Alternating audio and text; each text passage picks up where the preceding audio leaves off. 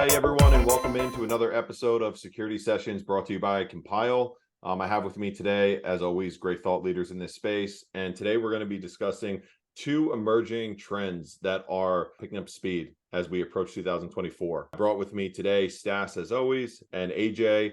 I will let them introduce themselves in a second. But today what we're going to be talking about is, as we approach 2024, two significant trends that are emerging in the InfoSec space.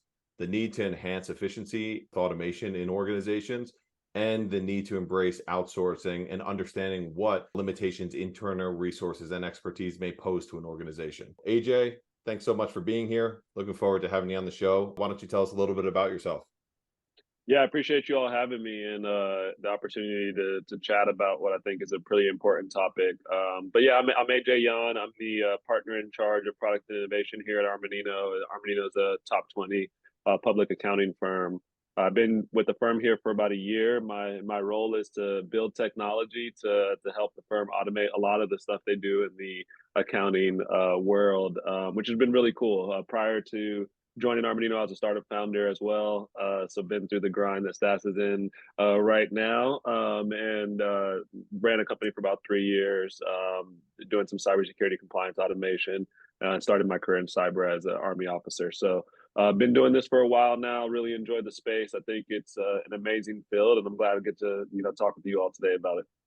Awesome. Appreciate it. Yeah, we really appreciate you being here. And as a former founder, possibly this may turn into a therapy session for Stas. I'm not 100% sure. That sounds about right. Yeah, I mean the what is it? Founders fatigue, right? Where just the lows are really low and the highs are really high, but Exactly. roller coaster sucks. Yeah. Yeah. So my name is Stas Bajuka. I'm the CEO and founder of Compyl.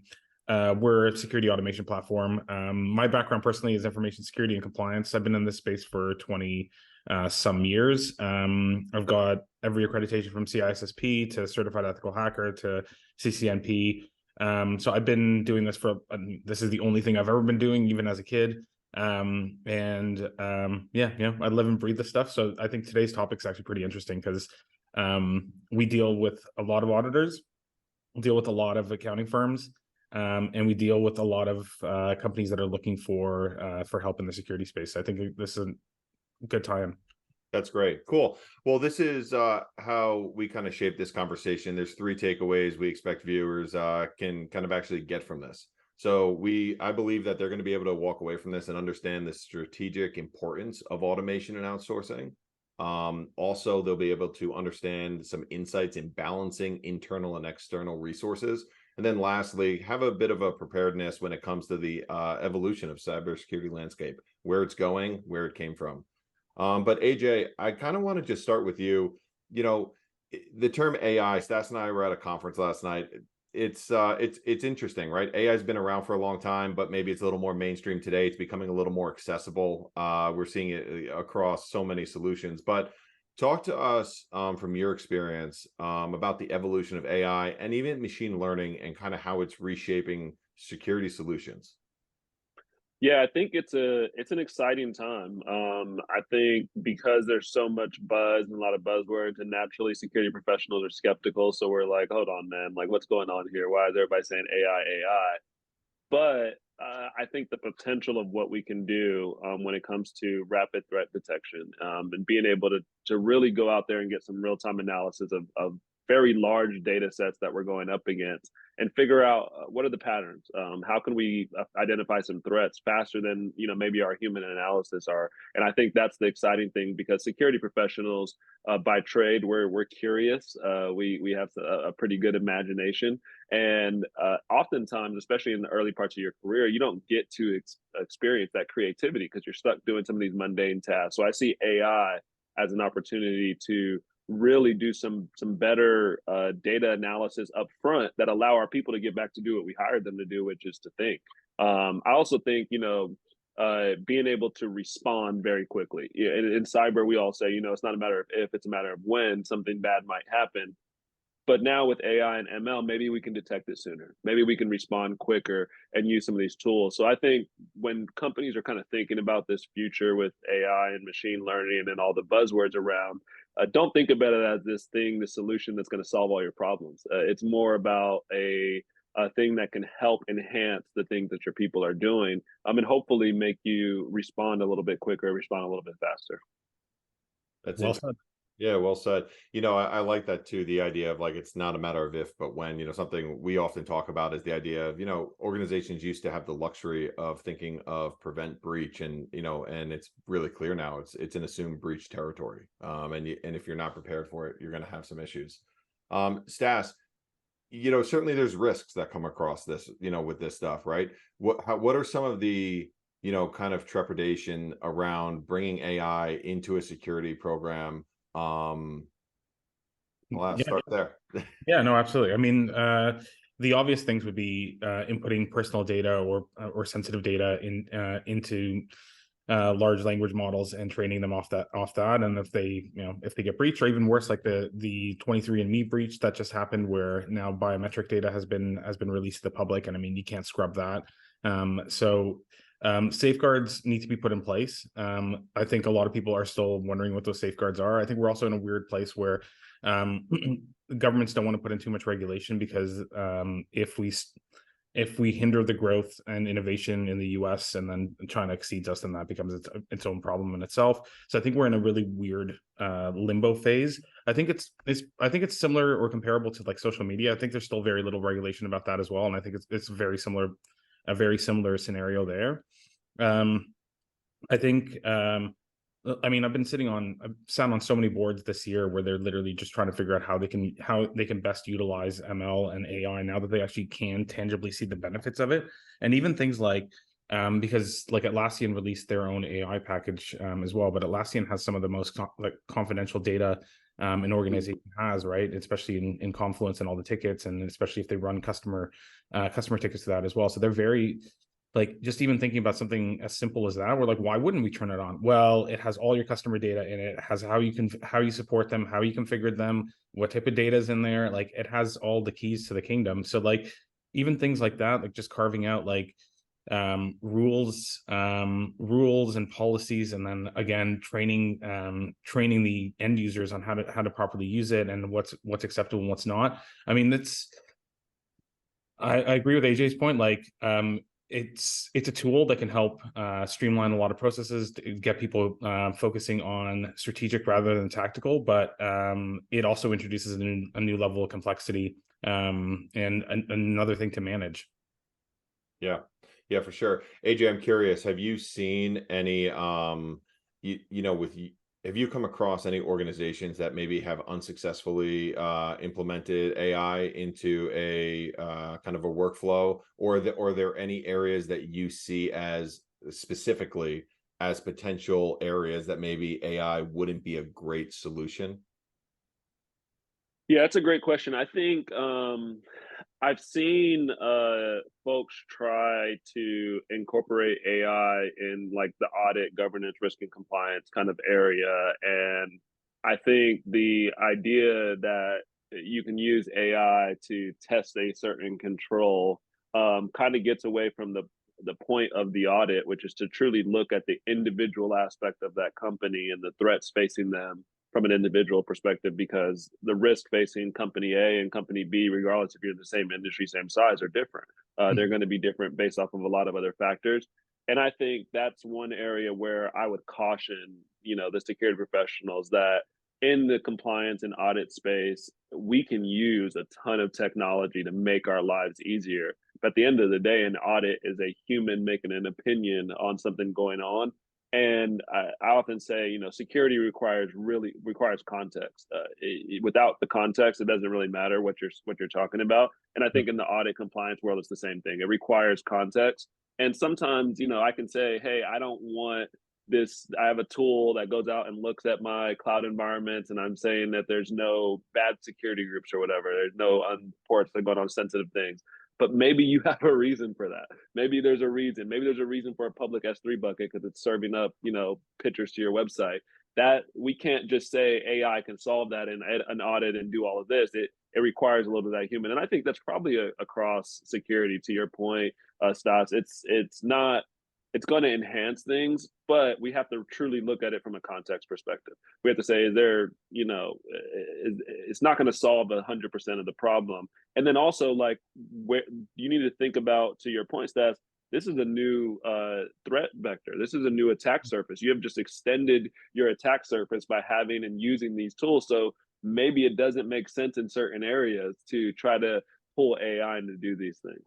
Absolutely, but also you have to embrace it at this point as well. I mean, it's people are going to use it no matter what. Right. And trying to, like, I saw like the Italian government trying to prevent people from logging into ChatGPT, and like some companies are blocking it. Like, people are just going to do it on their phones, or they're going to download sensitive data and then upload it from their phones. Like, you have to be sensible about this. And like, if you're not, like, technology is going to move forward regardless of what people think, think about it. And so embracing it is part of the challenge. Like, I'm gonna probably just go on a rant here, but like, I meet a lot of people in IT that are just not, that are really opposed to change, and it's kind of it seems kind of like oxymoronic to me, to meet people that are in this space that are like, oh no, we don't want to embrace that, or we don't, and those are often the companies that do suffer breaches and do suffer scenarios where if you have a CISO, or you have people that really embrace change and really work with it, but also understand the complexities and put in proper processes and policies in place, then I think technology should be embraced.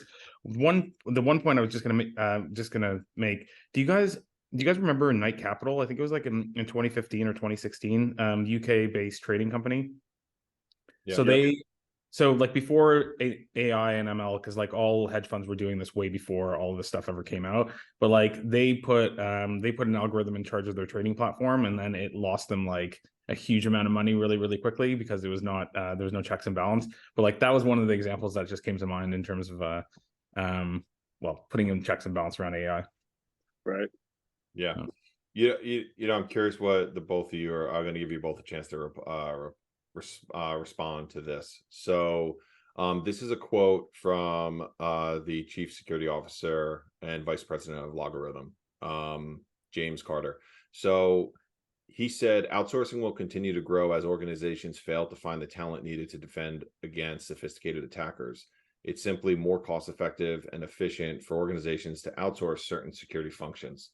So I'm curious, having some experience looking around, maybe how do organizations do this responsibly, right? Because I think a concern that is reasonable for an organization to have is like, yes, we identify we have a knowledge gap, we identify we don't have the resources, we don't have the expertise, but if we outsource this completely, we become reliant on this service. So AJ, I'll start with you.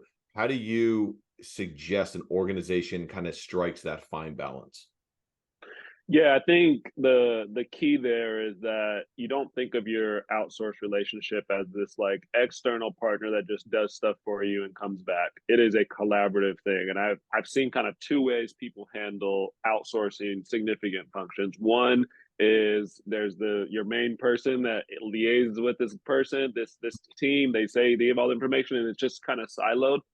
And that's I think the kind of the traditional method. It's like, all right, I'm paying X amount of dollars for this outsourced X, and I don't need to do anything else. I'm gonna throw my hands up, they'll send me information.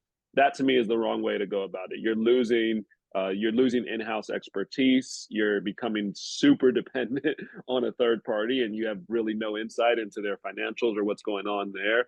You might get some vendor lock-in situations. I think the way to do it the right way is you have that outsourced relationship, but you truly try to embed the people that are helping you from that outsourced team and your team together. Build them into your workflows. If you're doing regular stand-up, see if somebody from their team can come too. If you're using Slack, have an external Slack channel with them so that they're just an easier way to communicate. They can feel a part of the team, because security does require a little bit of level of ownership, a little bit of level of care about the aspects. And if you think about the outsourced provider, right, they have a lot of different clients, a lot of different customers that a lot of them probably are taking this approach. You just do whatever you want. I'll talk to you when I need something. Where if you're the rare client or customer of theirs that is actually trying to learn more about what they do, embed them into your practices, improve things, you're going to get better. Your people internally are going to get better. And then say the relationship goes sour, you actually have people in-house that know what's going on, and it's not just like, oh, we've been using this partner, next partner up type of mentality that often happens. So I think that's the key, is that don't treat them as this external kind of angel that just solves all your problems, but truly try to make it an integrated collaborative process on all things that they're doing. And don't really, I mean, they're a vendor, but don't treat them like a vendor. They're handling a pretty important part of your business, and you really need to embed that with everyone else. Yeah. Couldn't agree with that. Like, couldn't agree more with that. And I would also, only other point I would make to that is you should leverage their expertise, because chances are, if they're working with a number of different customers, and they're going to be working in the same vertical as the company that they're doing services for. So you should leverage them to see what's going on in the market, what other companies are doing, if they have any benchmarking data, where they are versus their peers. Like, they have insights to all of this stuff, which you don't get with traditional in-house security.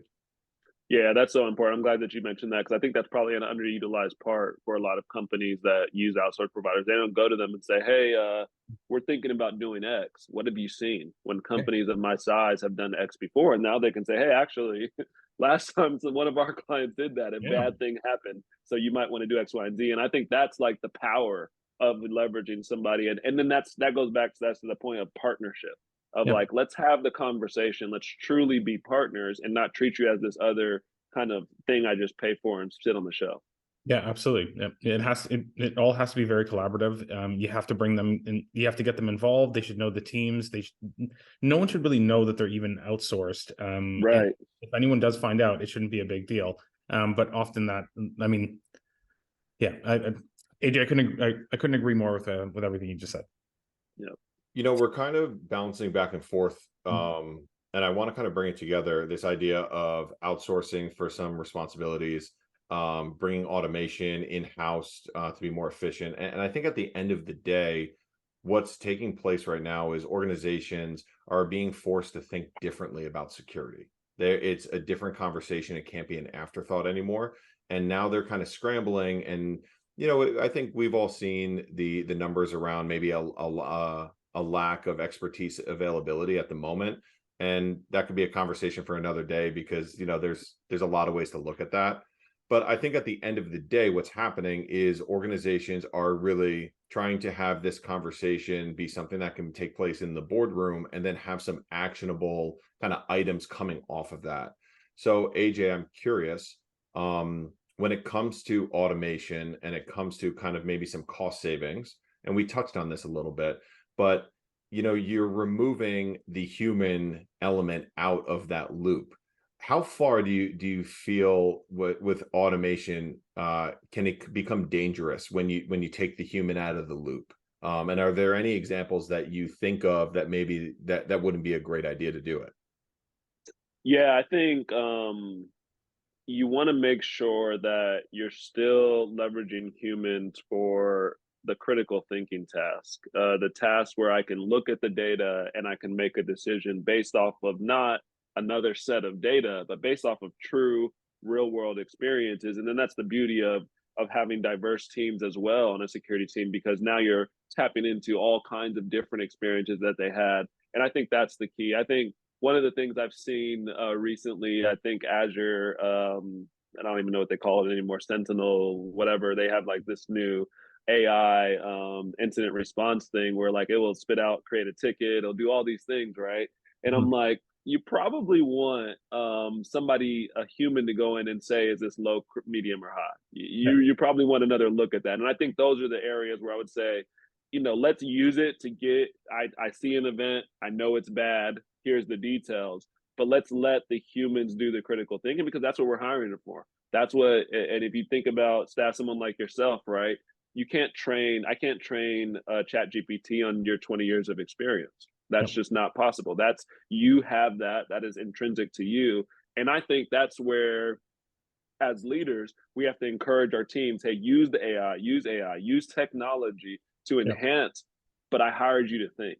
I hired you because you are really smart, and I want you to take all this information you're in and make a decision based off of that information. I think when we start to ask these tools to do the critical thinking for us is where we're going to get into trouble, because you might just get a standard answer. You might just get an answer based off of the limited data that they have. That's not really, like, again, going back to context, tailored to your organization. And then, again, maybe there's some stuff that our teams are seeing in the threat hunting space that are coming, that maybe it hasn't actually impacted anyone yet, but these models, they don't necessarily know. So a vulnerability may look very low, but in the context of where I know we're headed, or I know my company is moving to this new technology platform, I can now start to think a little bit further ahead, where AI doesn't know the strategic nature of where the company is headed. If you're changing cloud providers, if you're going to a multi, so there's a lot of factors in there that I think that's where you gotta make sure we're not crossing that threshold of saying, let's let the technology think for our people.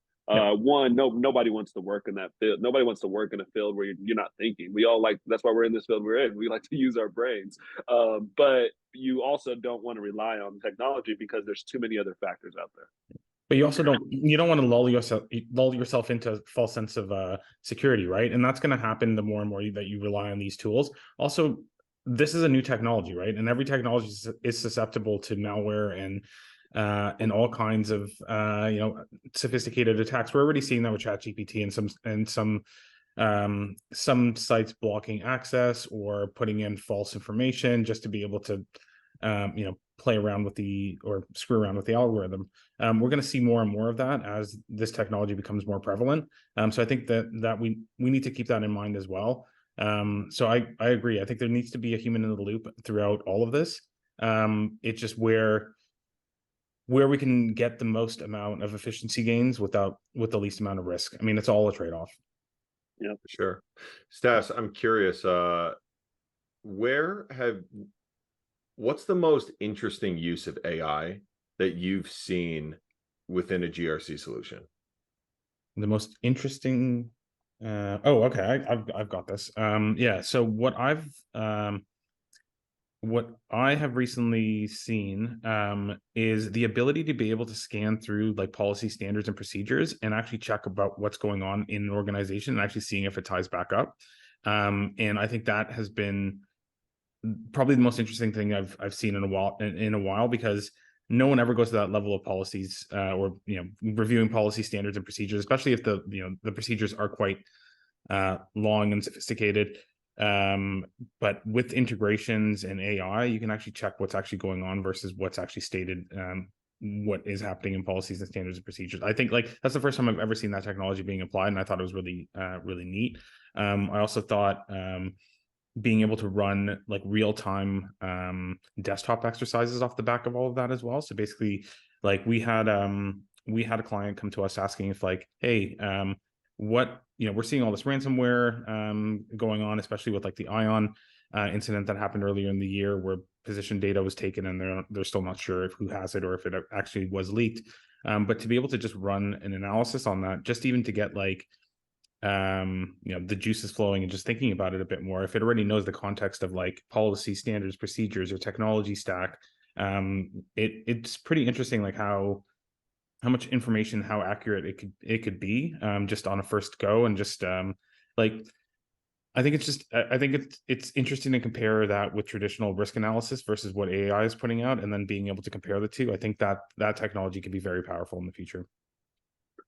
Yeah, I want to piggyback. I think the policies and procedures thing is cool. I think one of the things that we could do with this technology, I don't necessarily know if I've seen it, but being able to look into a policy, right? And if you think about like a SOC 2 audit, SOC 2 audits are supposed to be kind of a self thing. I say I'm doing these things, the auditor comes in and checks these things, and your policies and procedures should really be where your controls come from. Absolutely. So imagine if we can use AI ML to go and read those policies, procedures, pull those controls out.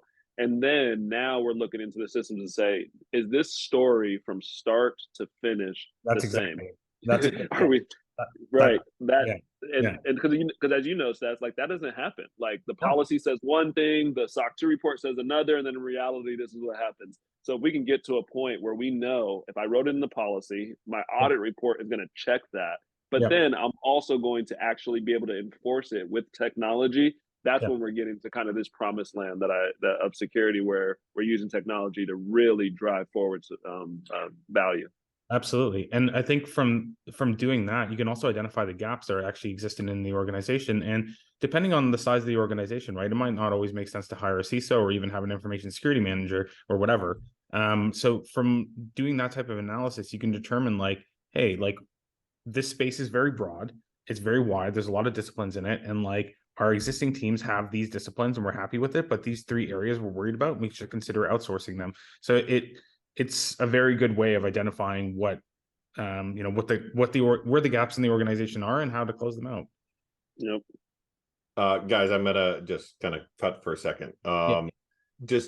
I want to ask another question, but I want to give you guys a second just to think about it. And it's a little different than what I just asked. Originally, I was asking something you've seen that's interesting in AI. I want you guys to think about like a wish list. Like, what could you see down the road AI evolving to and impacting a GRC program or a security program? Curious if there's like something that you in your mind you're like, it's not being used like this. Maybe the technology is not there yet, but I mean, AJ, you kind of talked about it, like being able to look at the policies, look through the results, right, of the audit and see if the story's telling. Are there any other examples that you guys can think of?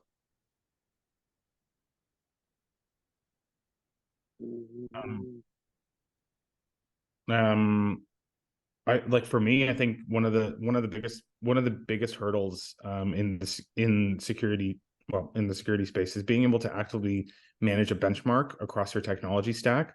So being able to stay on top of your your configurations, because like for SIEMs, like there's already, there's a lot of alerting already and anomaly detection and everything, but a lot of organizations don't focus on the configuration of their environments. Like AJ, you gave that example of like the S3 bucket. Maybe it is appropriate for it to be public because it's sharing photos, but a lot of the time, and a lot of the breaches that we're seeing, is because the baselines haven't been maintained properly or haven't been set properly, and they get checked once a year, or they get checked when something has already happened. But even like being able to stay on top of those and being able to see trends in exploits and CVEs coming out, and then having AI actually being able to check against your actual tech stack to see if that CVE can be applied based on what your configurations are. I think that would be quite interesting, because that's one of those daily operational checks that often gets left behind or often forgotten about, where somebody makes a change, they forget to put it back. And I think if AI could stay on top of that and monitor it, I think that would be quite useful. Yeah, I think in a similar light, I think this would take both sides of the table, the auditors and the companies, to be comfortable with this. But one of the things, and I have made my career in compliance, so I love it. I think it's great. But with SOC 2s, or always go to, if you think about it, you get a SOC 2 from January of this year that goes through December of next year, or December of this year. It's a year report. For the entire next year, you are handing out this report saying that I'm compliant, I'm good, I'm secure.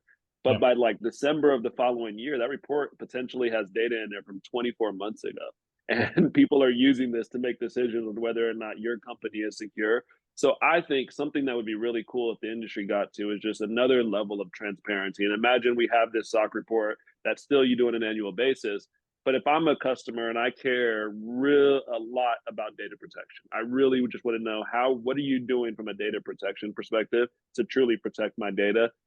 I think one SOC 2 report should be interactive. I should be able to search them, look through them in more of a web-based thing.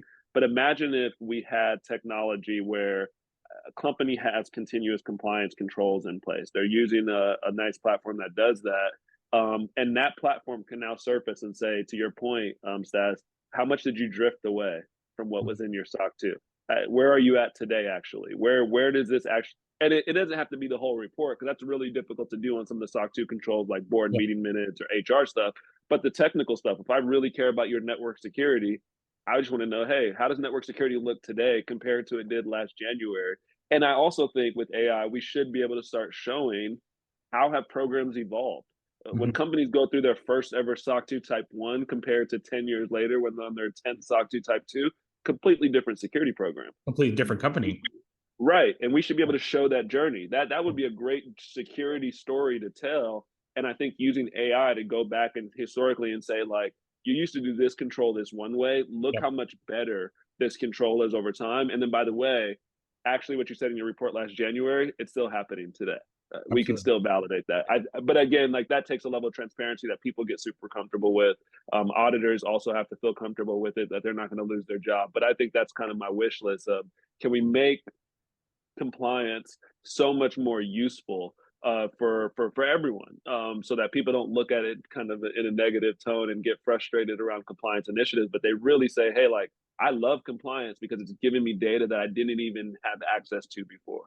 Yeah, I do think this is where the industry is going, though, because I mean, for financial institutions, they have to report, on a daily basis what their cash positions are, what their stock positions are, and people review that. I mean, I think we're going down the same route in terms of security and compliance, where there's going to be a governing body that's going to be responsible for taking in all this data automatically and then pointing out if there's any risks or any issues across a sector, an organization, a country, whatever it is. Like, I think we are gearing up for that. I think it's still a ways away, but I think we will get there. And I think that that will do a lot with the transparency and being able to actually tell, how secure an organization is, how compliant are they with the regulations? Do they actually, do they do all of their audit work a week in advance, and then after they don't do anything for another year? Like, but that's the concern, right? And that's like, if you're doing security and compliance is hard, right? Like, it's difficult. There's a lot of intricacies in it,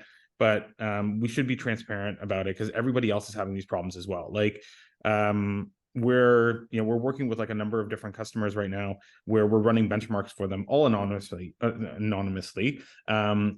the idea here is that we want to be able to tell, like, hey, like, they're all in, relatively the same space, but they want to know, like, hey, like, 5 out of these 10 companies are not investing that much into DLP, or they're at this maturity level, or 3 out of the 10 companies are doing active BCP DR planning every year, and the other 7 are not. Like, the idea of all of this is to share the data to be able to understand what good looks like, because often what happens with us is, like, or even my own personal experiences, we go into an organization, they're like, well, what are other organizations doing of our size? Like, how mature are they? Like, how much money are they spending on this? Like, what, like that, I think that's a really big missing piece.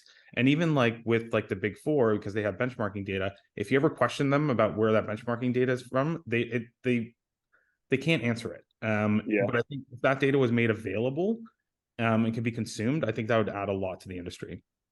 I agree. I think one thing to jump on there, and I'd love to get your thoughts on this, Stas. Like, I think there's an opportunity for like adaptive control frameworks where we should be able to take a bunch of data like you were just describing and see, like, hey, like, there probably needs to be a bigger focus on DLP across the board of people in this industry.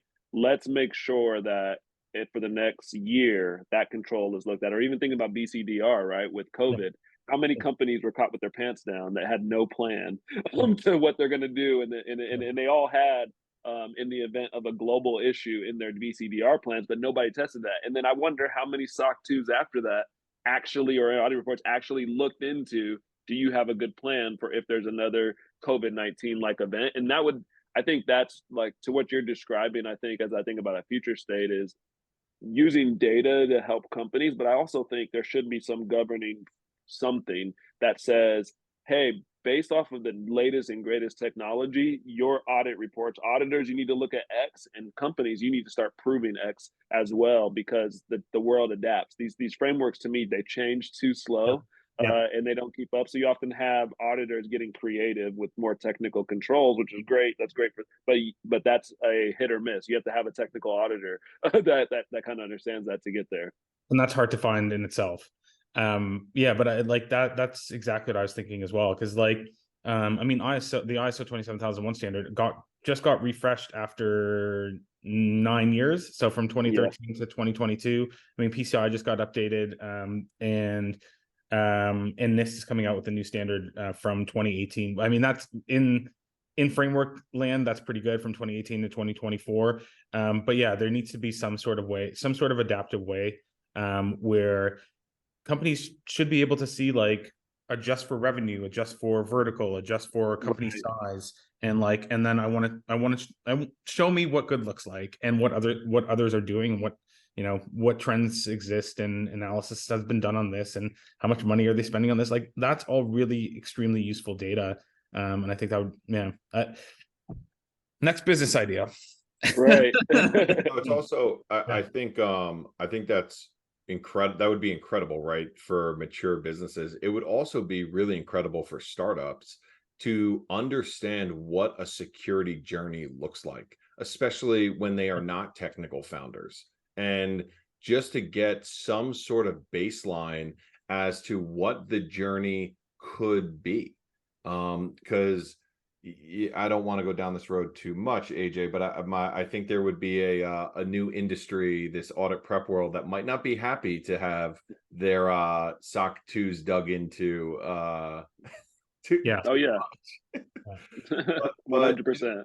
But from our, but you know how we look at it, the idea is actually doing the work, right? Like, going back to something you said earlier, like, an auditor should be looking at all of these controls. It shouldn't be a checkbox exercise. That's the problem that's existing, and that is on that side of the kind of audit prep world. So yeah, I agree wholeheartedly with you. The AI being able to tell a security journey, and then monitor a SOC 2 report that's 22 months old, and actually bring some value to the table, because businesses are making decisions based on that document. Right. That's pretty If wild. anyone actually reads that document, is a whole other whole other question. Exactly. But, yeah. Wow. If they read it, or would know where to look for the right details. Yeah, or look at who issued it, and then, you know, the quality of that auditor. Exactly. There you go. Well, I want to thank the both of you. This was an incredible conversation, and I really do think provides value for viewers who are looking to understand this balance of automation, outsourcing, as well as maybe, you know, some wish list items for AI as it kind of continues to evolve and the technology gets more mature. So thank you both so much for being here, and AJ, it was a pleasure, and I look forward to having you on a upcoming show as well. Awesome. Thank you.